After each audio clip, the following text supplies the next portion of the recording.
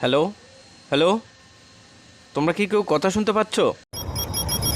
Roasting জগৎ ছাইরা দিছি এর মানে এই না যে রোস্টিং ভুইলা গেছি। খেলোয়াড় সব সময় অস্ত্র জমা দেয়, ট্রেনিং কিন্তু না। টানা 2 বছর পর নতুন করে ভিডিও মেক করতেছি, অবশ্যই তোমাদের সাপোর্ট অত্যন্ত জরুরি। প্রতিনিয়ত আমাদের চারপাশে নানা ধরনের কাহিনী ঘটতেছে, আর এই সবগুলো কাহিনী ইগনোর করতে পারলেও বাট কিছু কিছু কাহিনী একেবারে ইগনোর করা যায় না। বস্তি থেকে উঠে এসে কিছু কিছু ম্যাগি অ্যান্ড মেগির পোলা যারা প্রতিনিয়ত অনলাইনে এসে সাপ্রিগিরি চোদায়। আবার এই সকল ভিডিও অডিয়েন্স খায় কেমনে? ভাই কেউ কি আমাকে বলবা বাংলাদেশে এত এত রোস্টার তারা কি করতেছে? ভাই আমরা কি করে জানি? তো যাই হোক, বিষয়টা আমি ক্লিয়ার করে দিতেছি। মোটামুটি আকারে বলতে পারি বাংলাদেশের সব থেকে বড় রোস্টার এক্স জাদিকুল। মূলত বিয়ে করার পর তারও আর খোঁজ খবর নাই। এখন যদি বড় কোনো রোস্টারের কথা বলি, অ্যাডভান্স গেমিং, মূলত সেও ফ্রি ফায়ার নিয়ে পড়ে থাকে। যদি আমরা সজীবের কথা বলি, সে কিন্তু অলমোস্ট অলরেডি সে চলে যাইতেছে এই রোস্টিং ক্যান কমিউনিটি থেকে। এবং যদি গেমিং সোভানের কথা বলি, ভাই তার চ্যানেল হ্যাকিং ইস্যু নিয়ে সে বর্তমানে ডাউনে চলতেছে। এবং পরবর্তীতে যদি কথা বলি অ্যাডভান্স পোলাপান কিংবা ব্ল্যাক সাকিব, তাদের চ্যানেলে 80% ভিডিও প্রায় ফ্রি ফায়ার রিলেটেড হয়ে থাকে। এবং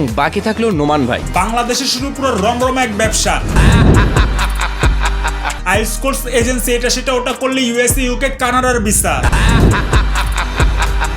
মূলত নোমান ভাই মাসে 2-1টা ভিডিও ছাড়ে, আর নোমান ভাইয়ের ভিডিও অত্যন্ত কোয়ালিটিফুল। তো ভিউয়ার্স, আমি এডিটিং এর কথা বলতেছি না ভাই, লজিকের কথা বলছি। আরো বেশ কিছু রোস্টার আছে যারা বাংলাদেশের সিনেমাকে রোস্ট কইরা থাকে। এবং রোস্টিং জগতে সব থেকে বিচ্ছিরি টাইপের 2টা কন্টেন্ট ক্রিয়েটরের কথা যদি আমি বলি, তাহলে ভাই বলতে পারি ফারাবি অ্যান্ড KS কিবরিয়া। ভাই এদেরকে দেখে মনে হয় ভাই এরা টিকটকারদেরকে রোস্ট না প্রমোট করতে আসে। ভাই দেখে একদম ক্লিয়ার কাট মনে হবে এরা টিকটকারদের ভাতার। এবং ভাই সব থেকে বড় কোনো রোস্টারের যদি কথা বলি, সে হইতেছে ওমর। ভাই একটা ভিডিওতে ওমর ভাই 10 জন রে রোস্ট করবে, আর এইটাই হইতেছে ওমরের পাওয়ার। ভাই রোস্টিং কমিউনিটিতে আরো ছোট বড় অনেক রোস্টার আছে, বাট একজন রোস্টার যে চিরচেনা রোস্টার ভাই, তাকে আমি বাদ দিয়েছি। বাট তার কিছু আমি তোমাদেরকে গান শোনাইতেছি। আমার মতো সুত মারানি কোথায় গেলে পাবো?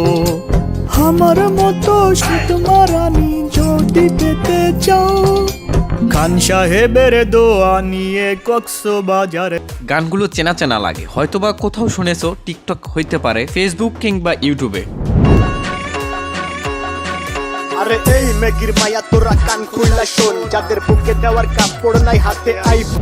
সিরিয়াসলি ভাই অস্থির লেভেলের গান। ভাই একটা গান দিয়ে সেও পারে 10-15 জনকে, ভাই 20 জনকে রোস্ট করতে। সিম্পলি ভাবে রোস্টিং ভিডিওর ভিতরে এ ধরনের গান দেখতাম নোমান ভাইয়ের ভিডিওতে। রিসেন্টলি গান দেখতেছি ভাই খান সাহেবের এলাকায়। ভাই খান সাহেবও কিন্তু কম জানে না। তো viewers, this is Khan, welcome to Khan সাহেবের এলাকা। ভাই খান ভাইকে দাওয়াত দিতেছি, ভাই কোনোদিন যদি সময় পান আর যদি আমার ভিডিও দেখে থাকেন, অবশ্যই ভাই আমাকে এই গান এডিটিং কিভাবে করেন এটা শেখাবেন। তো যাই হোক ভিউয়ার্স, মূলত এই ভিডিওটা রোস্টিং কোনো ভিডিও ছিল না। যেহেতু ভাই 2 বছর পর আবার রোস্টিং জগতে পা দিতেছি, আগে তো রোস্টিং জগতে ছিলাম না, যদিও রোস্ট করতাম মাঝে মাঝে, বাট রোস্টিং জগতে ছিলাম না। আমার চ্যানেলে প্রায় 60 থেকে 65% ভিডিও ছিল ভাই রোস্টিং ব্যতীত, অন্য কোনো টপিকে ভিডিও ছিল, বাট 2-1টা রোস্টিং করতাম। বললামই তো কয় পার্সেন্টের মতো হবে। তো যে কারণে আমি নিজেকে ভাই রোস্টার বলে আমি দাবিও করি না। তো যাই হোক, এখন আসি মেইন টপিকে। ফেসবুক, ইউটিউব কিংবা টিকটক, যে কোনো একটা প্ল্যাটফর্ম থেকে ট্রেন্ডিং ভিডিও নিয়ে, ট্রেন্ডিং মিউজিক নিয়ে, ট্রেন্ডিং সাউন্ড নিয়ে আমি চাইলেই তাদেরকে রোস্ট করতে পারতাম। মূলত 2-4টা ভিডিও না বানাইলে রোস্টিং জিনিসটা মাথায় আসে না। আর 2 নম্বর কথা হইতেছে ভাই, আমার রোস্টিং কোনো একটা বিষয়কে কেন্দ্র করে হবে না। মূলত সব বিষয় নিয়ে ভাই আমি রোস্টিং করব, বলতে পারো A to Z। এবং আরো একটা কথা ক্লিয়ার করে দিতেছি ভাই, রোস্টিং এর মানে কিন্তু এই না যে কাউকে 2-4টা আসলাম, হিউজ পরিমাণে গালাগালি করলাম অ্যান্ড আমি চলে গেলাম। এটা কিন্তু ভাই রোস্টিং না। আর এই রোস্টিং এর অবশ্যই কিছু মানে আছে। প্রতিবন্ধী টিকটকার থেকে শুরু করে গ্রামের ভাবি কিংবা গ্রামের চাচাতো বোন, টিনের ঘরে আইফোন থেকে চায়ের দোকানদার, ভিউজ ব্যবসায়ী, বাংলাদেশের অসংখ্য টিভি চ্যানেল ভিউজের লোভে রাস্তাঘাটের ময়লা আবর্জনা রিভিউ করে এবং রাস্তা থেকে প্রতিবন্ধী ধরে এনে টক শো বানায়।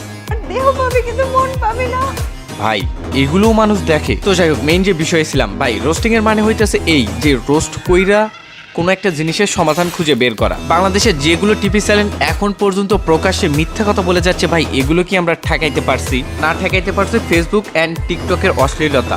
ইভেন হাজার বার রোস্ট করার পরেও কমেনি কাপল ব্লগার, না কমাইতে পারছি ইমো ফ্রিল্যান্সার। তাহলে ভাই এত রোস্টার তারা কি করতেছে? মূলত ভাই কোনো রোস্টারের নিজস্ব কোনো ক্ষমতা নেই, যার ক্ষমতা হইতেছে অডিয়েন্সের। আমি রোস্টার হিসেবে আমি একটা জিনিস খারাপ দেখছি, বাট এটা নিয়ে ভিডিও বানাইতে পারবো, প্রতিবাদ করতে পারবো, বাট অডিয়েন্স হিসেবে তোমরা কি করতে পারবা না। না ভাই, খালি একবার বলো যে এই জিনিসটা করতে পারবো না। ভাই তোমরা কি করতে পারবে না ভাই, আমি এইটা বলতেছি। তোমরা চাইলে ওই ভিডিও গায়েব করে দিতে পারো, তোমরা চাইলে ওই চ্যানেল গায়েব করে দিতে পারো, তোমরা চাইলে ওই পেজ গায়েব করে দিতে পারো, কিংবা টিকটক অ্যাকাউন্ট পর্যন্ত গায়েব করে দেওয়ার মতো ক্ষমতা রয়েছে ভাই অডিয়েন্সের কাছে। তারপরেও বলো ভাই কি করতে পারবো না। ভাই এত কিছু বলার পরেও তোমরা যদি বলো পারবো না, তাহলে ভাই কিচ্ছু করার নাই, এটা একদম হাস্যকর। এ ধরনের স্ট্রং অডিয়েন্স যদি পাই, পেস খায়া দেওয়ার মতো যদি অডিয়েন্স পাই, সিরিয়াসলি আমি রোস্টিং জগতে স্ট্রাইক খাই, যত কিছু হয়ে যাক না কেন ভাই, অডিয়েন্সের পাশে আসি, ইনশাল্লাহ অডিয়েন্স আমার পাশে থাকবে। বাট যদি না পাই, হয়তোবা আমার রোস্টিং জার্নিটা বেশি দূর আগাইতে পারবো না, অল্পতেই শেষ দেওয়া লাগবে। তো ভিউয়ার্স, আজকের ভিডিও পর্যন্তই, ইনশাল্লাহ আপকামিং কোনো ভিডিওতে দেখা হবে। টাটা। তো ভিউয়ার্স, অবশ্যই আমার চ্যানেলটি সাবস্ক্রাইব করে রাখতে পারো ভাই, অনুরোধ করতেছি। যাই হোক, সাবস্ক্রাইব করো।